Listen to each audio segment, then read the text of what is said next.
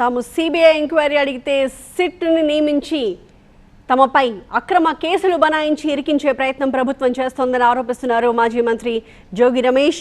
TV9 screen మీద రెండు breakings మనం చూస్తున్నాము. లెఫ్ట్ సైడ్ జనార్దన్ ఏం చెప్పాడు, రైట్ సైడ్ దానికి కౌంటర్గా జోగి రమేష్ ఇప్పుడు లేటెస్ట్గా ఏం మాట్లాడారు అన్నది మనకు కనిపిస్తోంది.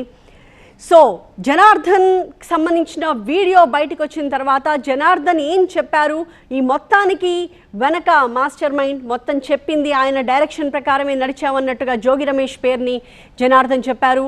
3 కోట్లు ఇచ్చి ములకల చెరువులో చేయమని కల్తీ లిక్కర్ తయారు చేయమని చెప్పింది కూడా జోగి రమేషే అనేది జనార్దన్ వర్షన్. జోగి రమేష్ చెప్తేనే తాను కల్తీ లిక్కర్ని తయారు చేశాను, 3 కోట్లు ఇచ్చి కల్తీ లిక్కర్ని తయారు చేయమని చెప్పి తనకి ఇన్స్ట్రక్షన్స్ వచ్చాయని చెప్తున్నారు. ములకల చెరువు అని సూచించింది కూడా జోగి రమేషే అన్నది జనార్దన్ వీడియోలో చాలా స్పష్టంగా కనిపిస్తోంది.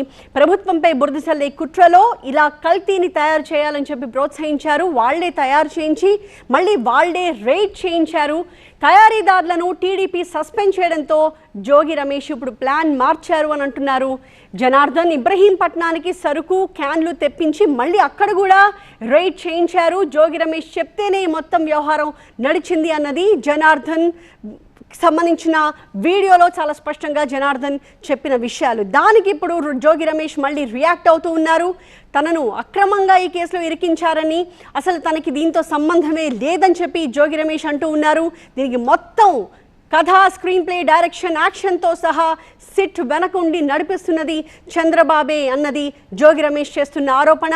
తనను కావాలని ఈ కేసులో ఇరికిస్తున్నారు, తనని తన భార్య బిడ్డల్ని కలిసి తీసుకుని తాను తిరుమలకు వస్తాను, అదే రకంగా చంద్రబాబు, లోకేష్లు కూడా తమ కుటుంబ సభ్యుల్ని తీసుకుని తిరుమలకు వస్తారా అని సవాల్ చేస్తూ ఉన్నారు. అక్కడికి వచ్చి స్వామివారి సన్నిధిలో తనపై వాళ్ళు చేసిన ఆరోపణలను మరొక్కసారి చెప్తే ఎలాంటి శిక్షకైనా తాను సిద్ధంగా ఉన్నానంటున్నారు జోగి రమేష్.